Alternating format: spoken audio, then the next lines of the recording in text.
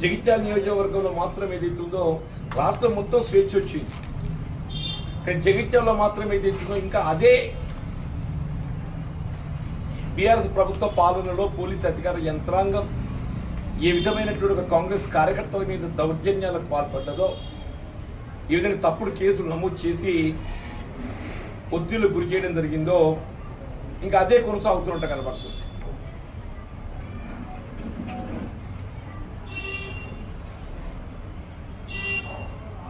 మీకు ఇచ్చిన reports incidents ఏదైతే ఉన్నదో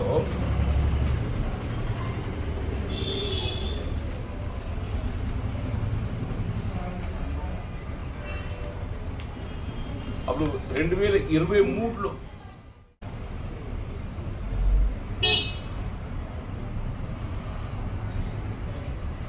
ఏదైతే బిల్లులకు సంబంధించి జాయింట్ చెక్ పవర్ ఉండడంతో ఆ అంశం పైన జరిగిన చర్చ పరిణామం సర్పంచ్ పై దాడి చేయబడటం, భూపతి రెడ్డిపై దాడి చేయబడటం వాళ్ళ ఆయన ఏదైతుందో తీవ్రమైనటువంటి గాయాలతో ఆయన కాలు ఫ్రాక్చర్ అయింది.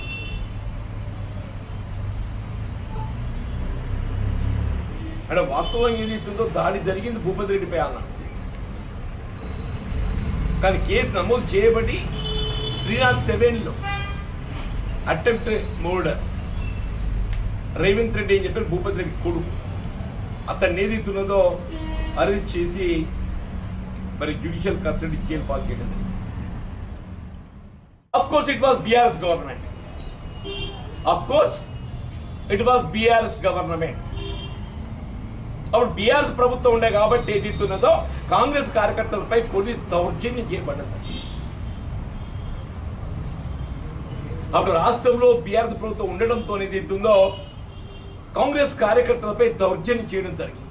ఇది కొంతవరకు ఏదైతుందో మనం ఊహించవచ్చు. బట్ టుడే రాష్ట్రంలో కాంగ్రెస్ ప్రభుత్వం ఉన్నది, మళ్ళీ అదే దౌర్జన్యం కొనసాగుతున్నది.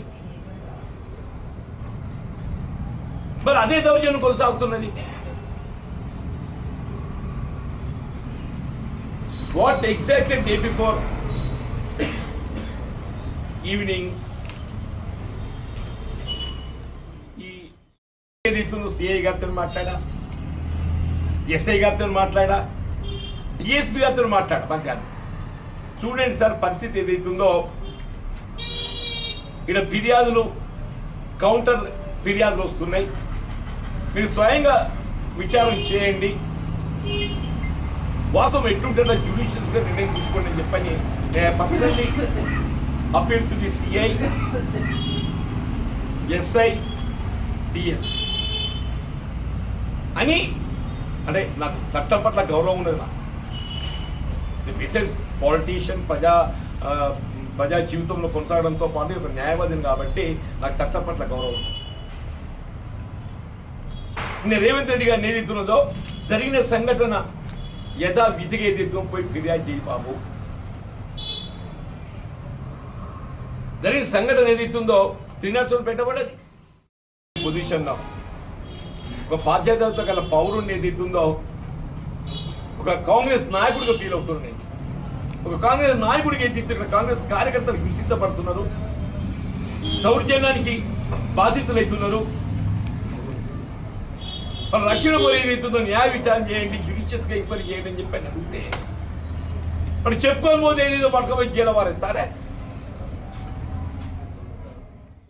బీఆర్ఎస్ ఎవడే పాటు తెలుస్తలేదే, ఎవడు బీఆర్ఎస్ ఎవడే పాటు తెలుస్తలేదు.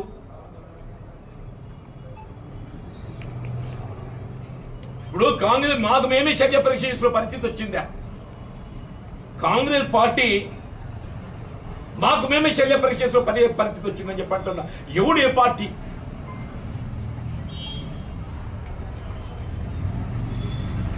ఎవడే పార్టీ? ఎందుకంటే ఒక న్యాయం చట్టం ఎంత ఉన్నది కదా. కాంగ్రెస్ వాళ్ళు తప్పు చేస్తే ఏదైతుందో వాళ్ళను విచారణ చేయొద్దు మేము అనటం లేదు. కానీ బీఆర్ఎస్ నాయకులు పెద్దపీట వేసి ఏదైతుందో మొత్తం పోలీస్ స్టేషన్లు అన్ని ఏదైతుందో బీఆర్ఎస్ నాయకుల సూచనలకు అనుగుణంగా నడుస్తాయి అనుకున్న ఇంకెందుకు ఆంధ్ర కాంగ్రెస్ ప్రభుత్వం పోలీస్ స్టేషన్లు అన్ని ఏదైతుందో బీఆర్ఎస్ నాయకుల ఆలోచనకు సూచనలకు అనుగుణంగా నడిచిన తర్వాత ఇంకెందుకు మేము కాంగ్రెస్ ప్రభుత్వం కోరుకున్నది?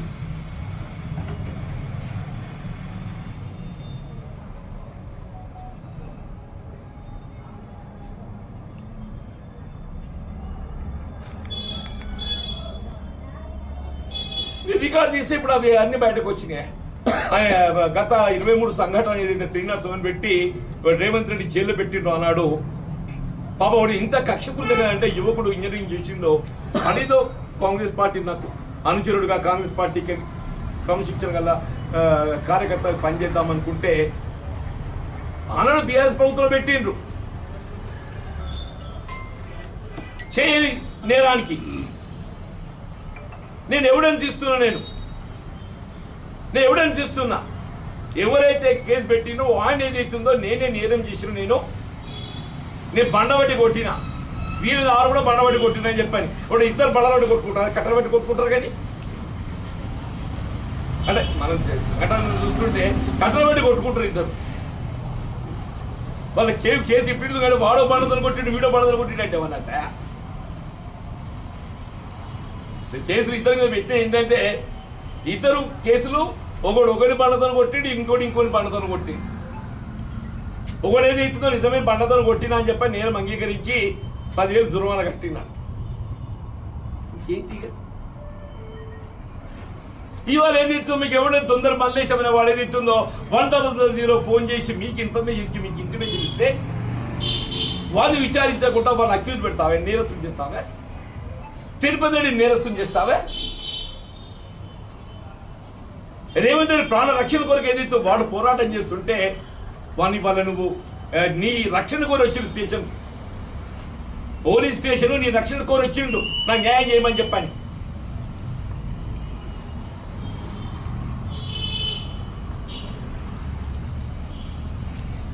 ఇవన్నీ సంఘటనలు ఏదైతుందో నేను డైరెక్టర్ జనరల్ పోలీస్ దృష్టికి తీసుకెళ్తున్నాను. నేను రాష్ట్ర గౌరవ ముఖ్యమంత్రి దృష్టి కూడా తీసుకెళ్తాను. ఈ విధమైనటువంటి ఒక రాష్ట్రంలో ఏదైతుందో మారిన పరిస్థితుల్లో కాంగ్రెస్ పార్టీ ప్రజానికి స్వేచ్ఛ ఉండాలి, ప్రజానికి రక్షణ కావాలి. కాంగ్రెస్ కార్యకర్తలకు రక్షణ లేదు అంటే ఇంకెవరిని రక్షణ ఇస్తారా మీరు? కాంగ్రెస్ కార్యకర్తలకి రక్షణ లేదు, ఇంకెవరిని రక్షణ ఇస్తారు మీరు?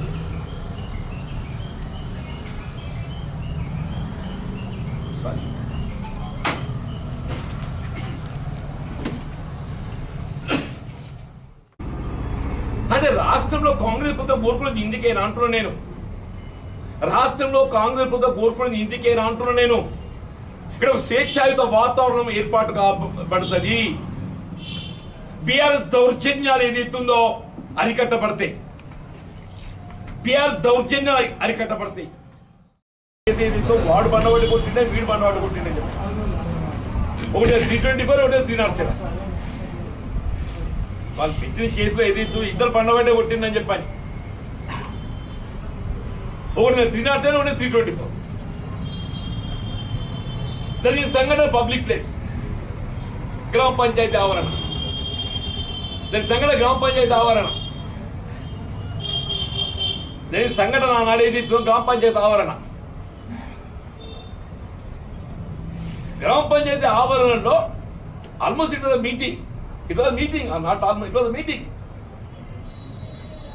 in presence of the officers.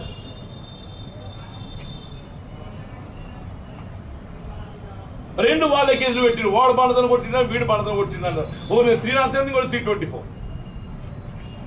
Congress 307, BRS ఆయన మీద 324. ఆ బీఆర్ఎస్ ఏదైతుందో నేను నేరం చేసి ఒప్పుకొని 10,000 జుర్మానా కట్టి ఏం చెప్తా. మళ్ళీ ఇవాళ same thing is being repeat again the same parties, మళ్ళీ అదే సేమ్ పార్టీస్. అంటే ఆనాడు మాకు ఏదైతుందో న్యాయం జరగలేదు, ఇవాళ కాంగ్రెస్ ప్రభుత్వం కూడా కాంగ్రెస్ న్యాయం జరగదానే. అంటే బీఆర్ఎస్ ప్రభుత్వం కాబట్టి ఏదైతే న్యాయం పొందలేకపోయాయి. పోలీస్ మీద ఒత్తిడి ఉండొచ్చు అన్నాడు, ఇవాళ కూడా మీ మీద ఒత్తిడి పనిచేస్తుందా? మరి ఎవరు ఒత్తిడి పనిచేస్తుంది? ఇవాళ కూడా మీ మీద ఒత్తిడి పనిచేస్తే ఎవరు ఒత్తిడి పనిచేస్తుంది?